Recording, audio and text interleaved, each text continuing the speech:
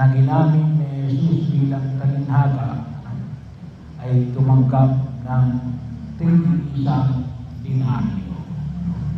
So, ito po yung pera nila nung araw na yun. At sabi nga ay nagreklamo yung iba. Dinaya daw sila.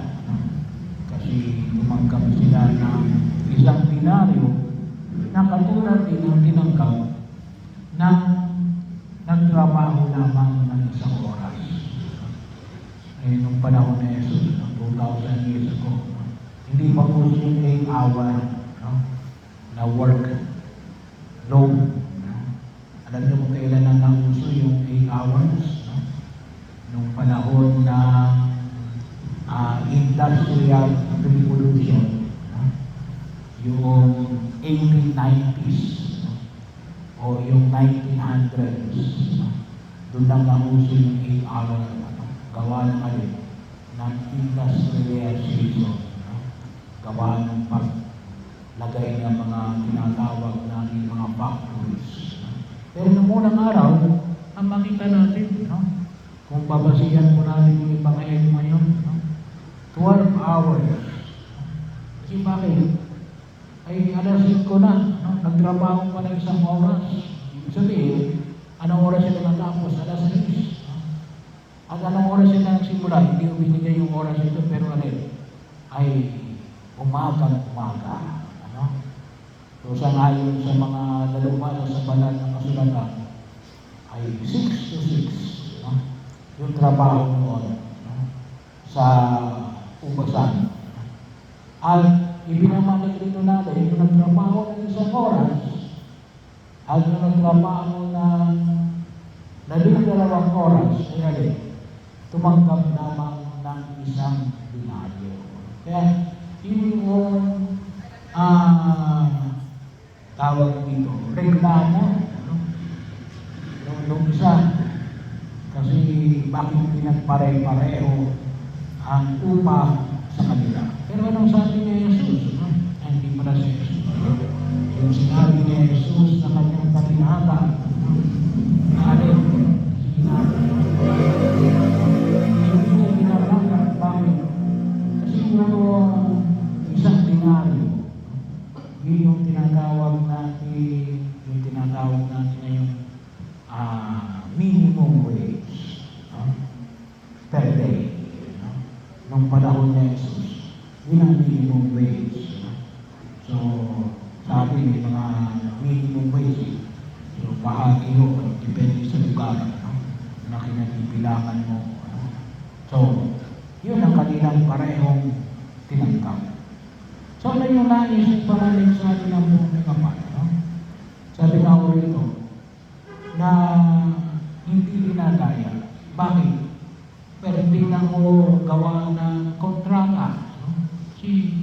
Sila ay, sabi nga natin dito, ay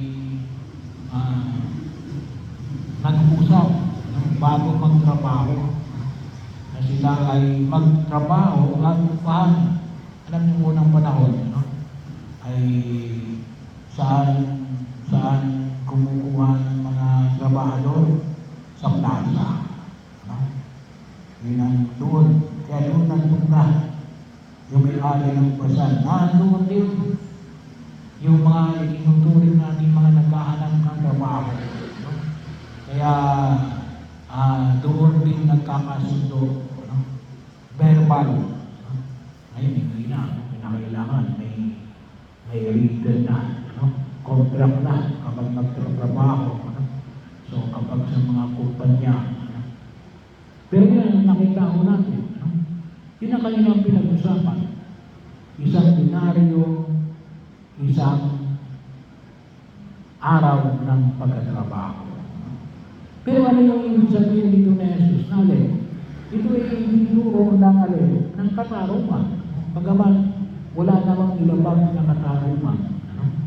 Yung may-ari ng ubasan. Pero ano yung nais na ipamanik dito? Yung mercy. Yung awa. Na lahat ay bibigyan niya ng At yun ay alin? Out of generosity. Yun ay gawa na ng kanyang kagandahang loob. Ninais niya. Ninais niya. Kaya huwag kayong magtampo. Baka sabihin nyo, bakit yung tao yun? Mas parang mas pinagpapala ng Diyos. Ay kung isa na alin, mas mabait ako doon kaysa sa kanya. Kung minsan gano'n, kung minsan yung ating mga sa loobin. Hindi mo, huwag kayong magtampo. Huwag kayong magtampo. Bagaman sa ating natin ay una ay sana makita na magpasalamat kasi pinagbigay sa kanila ng trabaho. Napakahalaga yun. Na kahit na hanggang ngayong kapanahunan ito, sana magpasalamat tayo sa mga taong nagbibigay sa atin ng trabaho. Sapagkat doon tayo lumalago. Kaya huwag natin kalimutan yung mga taong nakapagbigay sa atin ng trabaho. At mas kailangan natin din yung mga taong mga nagbibigay pa ng trabaho. Lalo-lalo na yung mga entrepreneurs. Kinakailangan natin ng paglago. Hindi lamang ng ating sarili, ngunit ganun din ng ating bayan. Kapag mayroong sapat na mga nagtatrabaho ngayong kapanahunan na ito. Pero yun naman yung makita ko natin. Huwag tayong magtampo. Kung sa akala natin ay mas malaki yung ibinigay sa kanila. Pero huwag natin kalimutan na alin. Yun ay out of kagandahan loob noong nagbigay sa kanila ng trabaho. So makita natin na yun ang kagandahang loob ng Diyos sa atin. At kung tutusin, ito rin ay tumutukoy saan? Sa langit. Sa langit. Kasi isa rin naman ang ibibigay sa atin. Sabi nga ng iba, yung iba na mabait mula noong ipinanganak, at saka yung nagbago lamang nung sila'y mamamatay na, ay pareho tayong pupunta sa langit. Baka sabihin nyo, ay hindi, magpapakasama na lang ako para kung sakaling mang sa huling sandali na lamang, sa panahon ng kung tawagin natin ay pagdugo ng araw, tsaka na lang ako magpapakabuti. Ay wag, bakit? Aba, baka mamaya masanay ka na gumawa ng masama. Mahirapan kang gumawa ng mabuti. Kasi kung minsan sabi natin, lugi, hindi ka lugi. Bakit? Kasi yung langit, hindi nagsisimula sa oras ng ating kamatayan. Ang langit ay alin? Nagsisimula habang tayo nabubuhay sa daigdig na ito.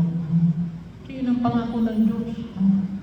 Yung paggawa ng mabuti, ang umibig sa kapwa, ang umibig sa Diyos, ang magpatawad.